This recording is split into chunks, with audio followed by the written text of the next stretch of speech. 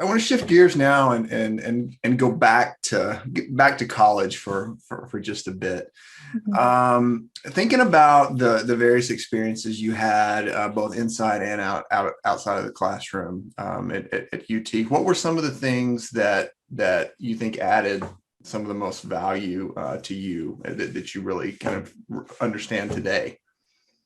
So I'm a big cheerleader for the student organizations at UT. Um, I did the Torch Fund and I was a member of UTIG and FMA. And I think that they are great opportunities to learn about life beyond graduation. If you're interested in investments, you can do the Torch Fund or you can do UTIG. If you're interested in more of corporate finance or financial advising, you can do FMA. So I think there are really a lot of opportunities at UT to learn more about potential career paths post graduation. And I think it can teach you as much about maybe what you don't want as what you are looking for in a career post. Well, and I think that's a nice thing about finance in particular. And one thing that I consistently say is, in finance, we're really not about standardized people for standardized jobs. There's so much diversity within finance. And, if you find something in finance you don't like, that doesn't mean you're not a finance person necessarily. It means there's a potentially another path there. And so, your path, your corporate finance path is, yeah, quantitatively, you're dealing with some of the same types of things that someone in investment banking would be dealing with, but those are fundamentally different jobs. You do fundamentally different things on a day-to-day basis. Yeah, Now, and I would even say really quick, my boyfriend works in corporate finance at Procter and Gamble, and his role even looks quite different from mine. And we're both in corporate finance. He's a little bit more on the reporting side. So I totally agree with you. I wouldn't think you're narrowed in a specific box because maybe you prefer corporate finance over something in investments. yeah. Right? Now, also on the subject of college, you had an interesting minor. I don't know many finance majors that had an English minor, but you had an English minor, and so I know you're a quantitative person, and English is not necessarily a quantitative field, but how important was that minor to you today, and how does that contribute to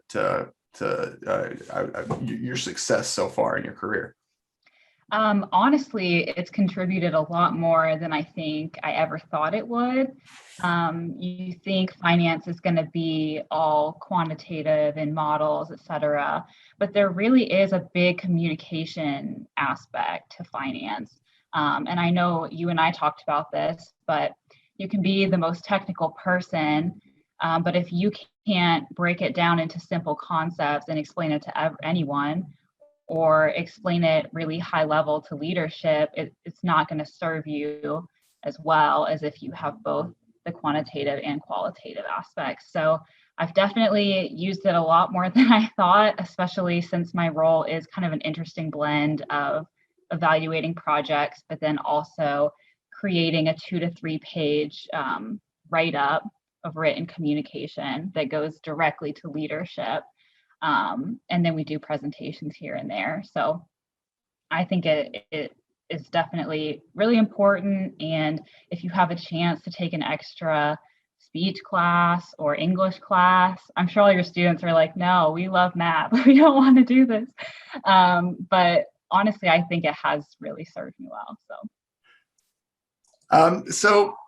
Let's talk now a little more about your personal journey.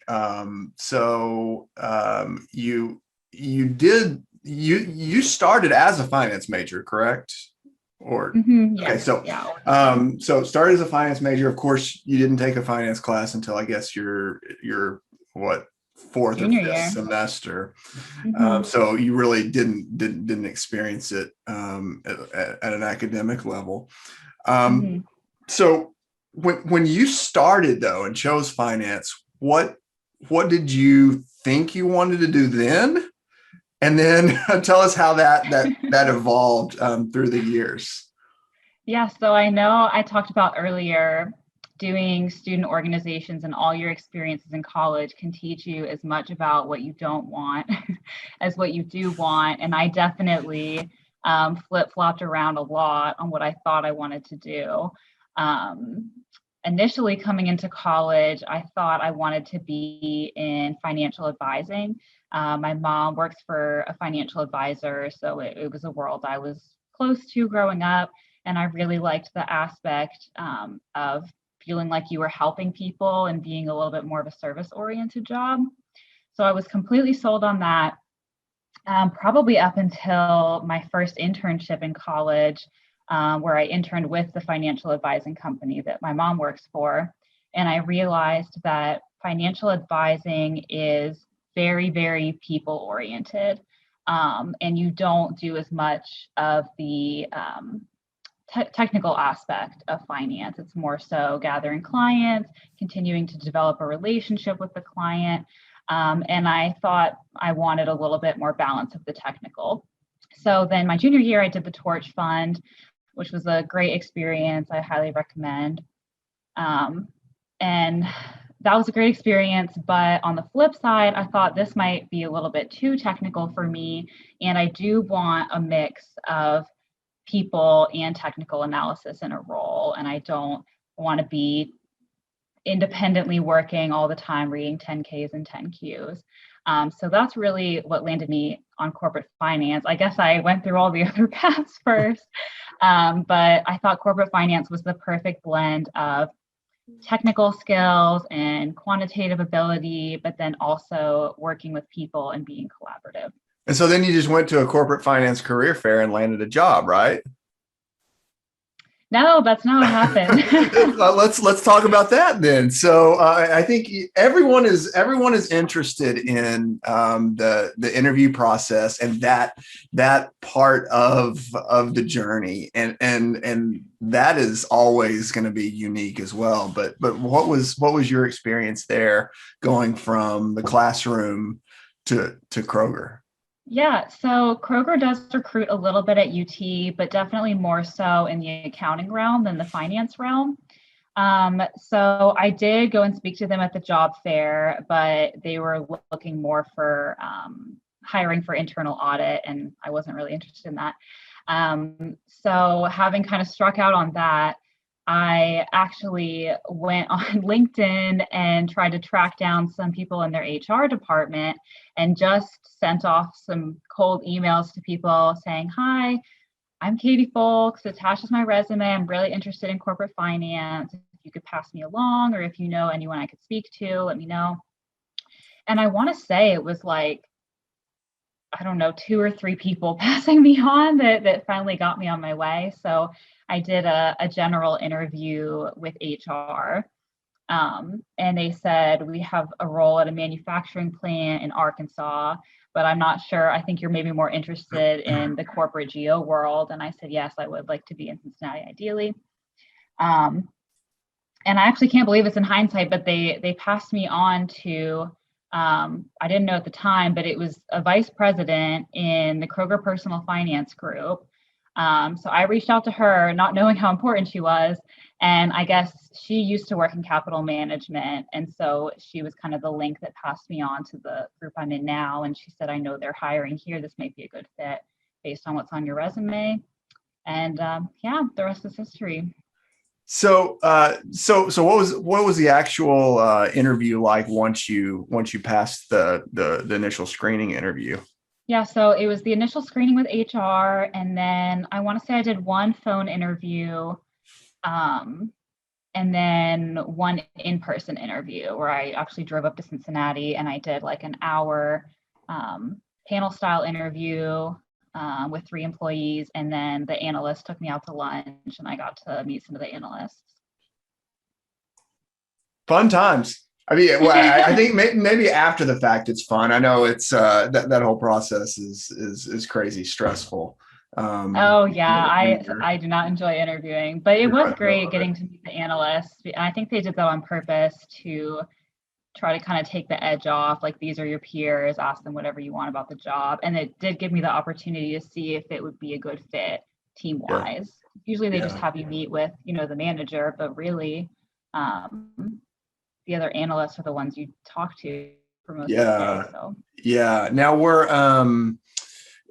you obviously were straight out of college, so you were fresh. Is that typical for the new hires in your group, or do they often come with some experience?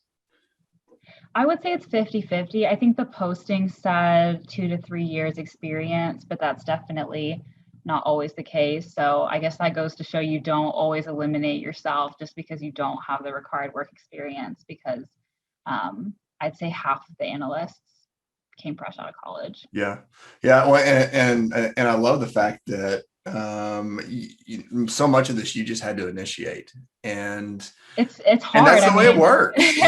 yeah. At least it wasn't a cold call. I mean, I'm not that person that, like I said, I didn't want to be a financial advisor, so I'm not the Yeah. person that can cold call very easily. But sometimes it's what you've got to do, and I don't know. It obviously worked out. So Yeah, yeah. So we're about out of time today, but is there anything else you'd like to offer to our current students that are aspiring to do something in the area of finance and trying to find their places? oh man, I guess I just go back to trying to find out and learn as much as you can while you're still in school, whether that be through the classes that you're taking, the internships that you're doing over the summers, or the student organizations that you're getting involved in. And also don't feel like you have to have it all figured out right this second. I mean, I didn't land on corporate finance until really my senior year, the tail end of my college career. Yeah. Um, and then I have some coworkers at Kroger that came from accounting and came from totally different fields. So even once you land somewhere, it's never permanent, and you're always still learning and figuring out what you want as you go. Yeah. Yeah. Well, Katie, thanks so much for your time today. I'm sure somebody's going to watch this and reach out to you and say, "Hey, I saw your video. I'm 3 years behind," and so you're going to be on the other side of some of those LinkedIn conversations as we move Yeah, forward. bring it But on. but congratulations on your success so far, and go Vols. Yeah, go Vols. Thanks so much. Yeah.